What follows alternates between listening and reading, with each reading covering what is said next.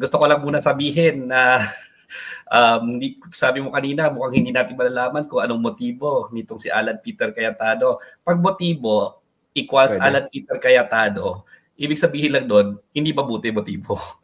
Yun ang alam natin. Sigurado tayo doon, di ba? At least doon tayo nakakasiguro. So, alam natin na hindi mabuti yan. Selfish interest lang yan, di ba? Walang integridad yung tao eh. So, alam mong hindi mabuti yung motibo. I stand corrected. Gladly corrected.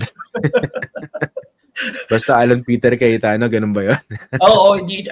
Nakarinig ka na ba mabuting motibo niyan? Lagi yung may selfish interest. Simula pa lang nagsimula yan. Una ko palang nakita yan sa politika. Talagang maaamoy mo na politikong-politiko lang at para sa selfish interest lang. Parang wala akong maalala ni isang motibo niya na mabuti, na maganda eh. Mas kinagkupat ng Bible? Lahat naman ng tirada niya kay GMA noon, di ba? Kasi political, no? Siguro medyo nasa tama siya noon, pero afterwards, ganito siya sa corrupt, may pa-boxing gloves pa. Pero yun naman pala, isa sa pinakamalaking beneficiary ng flood control projects ang Taguig. At andun din ang mga diskayas, no? So sino galit talaga? Bang galit yan sa corrupt o selfish interest lang, no? Doon tayo sure, selfish interest yan pag si Alan Peter. Sige. Anong basa mo rito, Attorney Dino? No?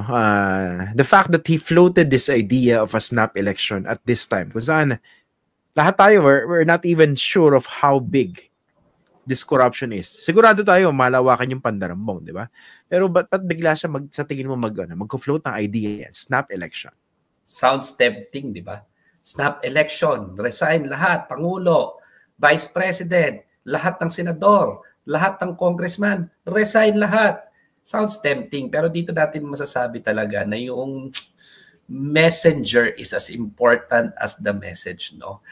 Sabi nga nila, pag yung messenger, by credibility, representative for a higher purpose, and not just his selfish interest, paniniwalaan mo yung messenger eh. Kaso si Alan Peter Cayetano. So, talaga kung ang unang reflex mo is magduda ka, nasa tama ka. Kasi Alan Peter Cayetano yung messenger eh, no?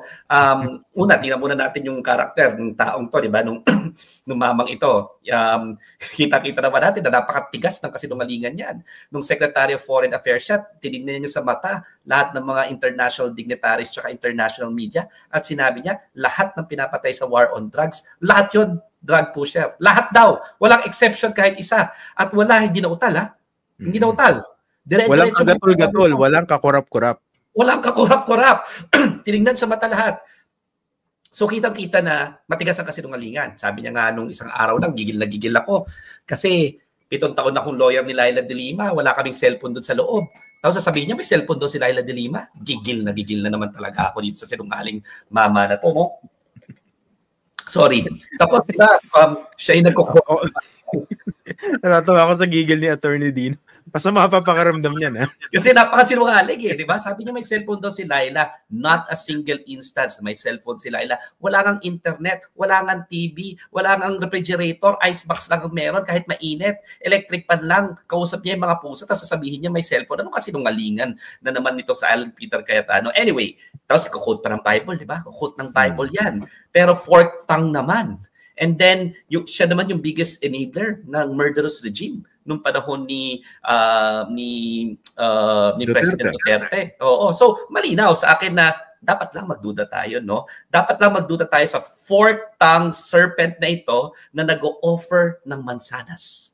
Di ba? Parang ino-offer tayo ng mansanas eh. Di ba? Yung serpent na fork-tongue.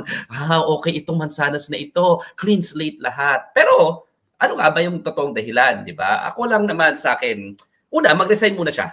Paniniwalaan ko siya. Diba? Maniniwala ko konti. Mag-resign siya, magpangako siya, hindi na siya tatakbo, sige. At i-prosecute siya. No? Hindi yung inaantay niya, alam niya namang hindi i-call ng mga tao yun eh. I-call ba naman ni President Marcos yan? I-call ba naman ni Inday Sara yan? Hindi nila i-call yan. So palabas ito at para bang nagsasabi lang siya, sige, mag-resign tayo lahat. Mag-resign siya kung gusto niya, hindi niya naman gagawin. No? Pero, ano ba talagang dahilan? Baka naman confident sila na dalawa lang naman yung scenario, di ba? Pag nagkaroon ng snap election, takbo ulit sila, no? Billions ang ninakaw nila, paandar na naman nila yung pera nila, paandar nila yung impluwensya nila, hindi na naman sila mapaparusahan, baka manalo sila. So dalawa lang naman scenario eh. Mananalo sila o matatalo sila. Pag nanalo sila, sabihin nila, clean mandate na ako ha. Pinili ulit ako ng tao. Di ba? Pero Attorney Dino, meron yata siyang parang claim na dito sa kanyang proposal, dito sa kanyang idea, wild as it is, yun daw mga current nakaupo, hindi pwedeng tumakbo at least for one election cycle. Yun ang sabi niya. Yun ang claim niya. Papasabayan by law. Kasi kung gagawa ka ng special elections, tingnan mo to gagawa ka ng special elections, papatawag ka by law. Hindi naman pwedeng election na lang tayo, di ba? By law yan, magkakaroon ng budget allocation yan, di ba? Sa kanila rin dadaan So palabas ito para sa akin, no? And syempre, sasabihin nila, bibigyan mo ng chance, lalo nang galing nga sa fourth tongue yung proposal Bigyan mo kami ng chance na tumakbo kasi kung gusto naman kami ng tao, di bakit hindi? Let the people decide this issue once and for all. Nakikita ko na yung rhetoric ng Alan Peter Cayetano na yan. Yung sasabihin niya, magpull out, magkakambyo ng konti. Pero pag natalo siya, sige, sabihin mo, mananalo. Pag natalo, hindi na ulit makakatakbo, anong sasabihin? Ayan na, bayad na ako. Nagsakripisyo na ako makakalibutan na. Or baka maawa pa yung mga tao kasi siya yung nagpatawag. Give up niya voluntarily. No? So sa akin, hindi ako naniniwala na a simple election will solve the problem at this point in time. Para sa akin, ang way forward is ikulong muna sila, parusahan muna sila, at kung may delikadesa talaga yan si Alan Peter Cayetano na alam naman nating wala, hindi mag-resign siya. Yun yung sa akin way forward, di ba? Sabi ko nga certainty of conviction and apprehension first. Parusahan. Hindi yung malaya kang makakatakbo or hindi na lang ako tatakbo. Ganun na lang yun. Balik mo kaya yung pera. Ikulong ka kaya dahil nagdako ka. Ang dami kayang flood control dyan sa Taguig. No? So yun, para sa akin, hindi yun yung way forward. Ang isa ko inisip, kasi nga ang daming complications nito. No? Pero one question that really bugs me in a way. Why would you float this idea? Meron ka bang gustong distraction na ma-achieve? Do you want to mess up something? Yun ang iniisip ko rin Ba't mo i-float to bigla? Na alam mo namang malabo. Sa akin para mema na Kasi alam mo, kinakausap ko yung ilang mga kaibigan ko sa administrasyon, kahit sa Duterte ka. Meron tayong mga ilan-ilan dyan na parang, alam mo yon na parang nakakausap mo. Hindi ko naman kaibigan, pero nakakausap mo. No? Alam mo, sabi sa akin, when they opened this, they didn't know that this will reach this far. No? So, para sa akin, itong mga pinagagawa nito, lahat na ng distraction kailangan nilang ilabas para matanggal na yung dito yan. Diba? Ang hope nga, I think, is sana magkaroon ng sufficient distraction, tapos hindi pa-publicize yung ICI proceedings, tapos mababaon na konti sa limot. How would you even go about it? Kung let's say, na-convince yung mga tao, no? Sige, mag-snap election tayo. Let's start from scratch. How would you even go about it? Alam mo, mukhang confident rin sa Alan Peter Cayetano kung sakali. Confident pa yata itong mga nakinabang, di ba, sa Discayas. At ang pinakamaraming panahon nila Discaya, 2016 to 2022, no? Parang confident sila na kayang-kaya pa rin nilang manalo, no? Pero how would you go about it? You will have to pass a law, no? Pag nag-resign, actually, pag nag-resign ng president at vice president, sabay, ang based sa constitution, kailangan the Senate president takes over. Pero within 45 to 60 days, kailangan magpa-call ng snap election, ng special election for those positions, no?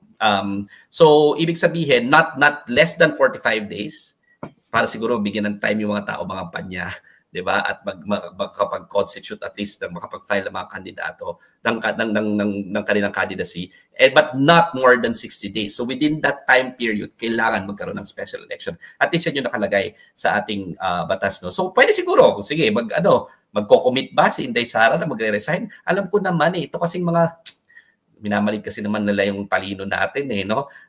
Itong nagpapatawag ng Marcos resign.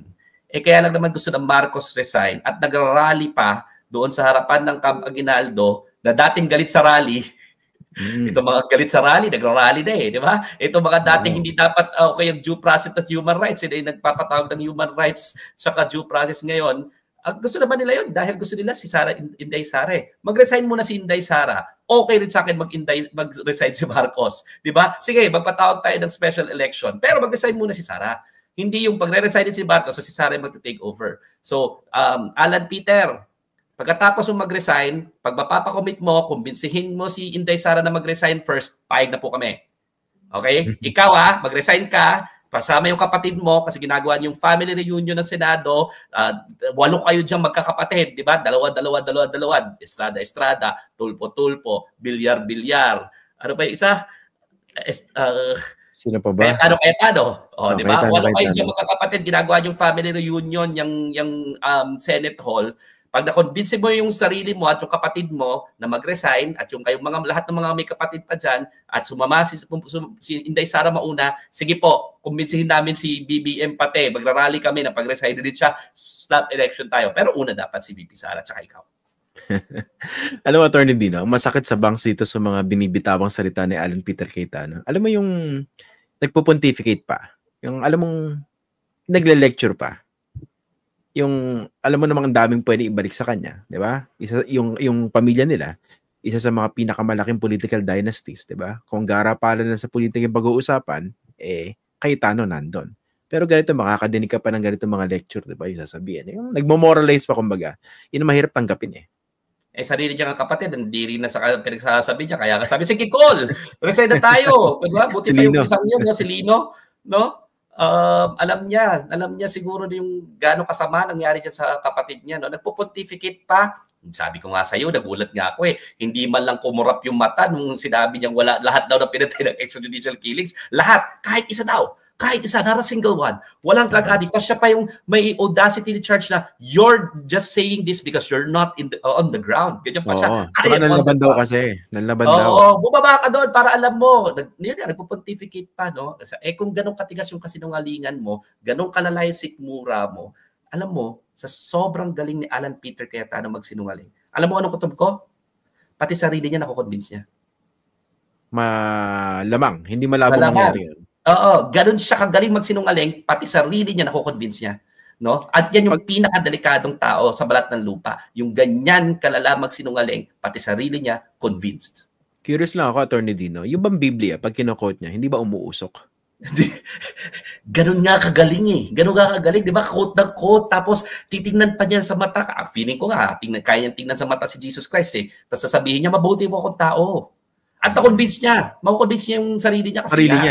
Sarili niya. Kasi nga, grabe nga yung kasinungalingan. Grabing kasinungalingan. Ang lalang kasinungalingan. No? Kaya nakakapangilabot yung kasinungalingan ni Alan Peter Cayetano na ganyan. Kaya kaya niya mag-quote ng Bible Kahit na siya yung alam niya, hindi niya pala alam na siya yung masama dito kasi nga na-convince niya na yung sarili niya dahil sa katigasan ng kasinungalingan niya. Baka ang mali yung ibang tao. Siya yung matama.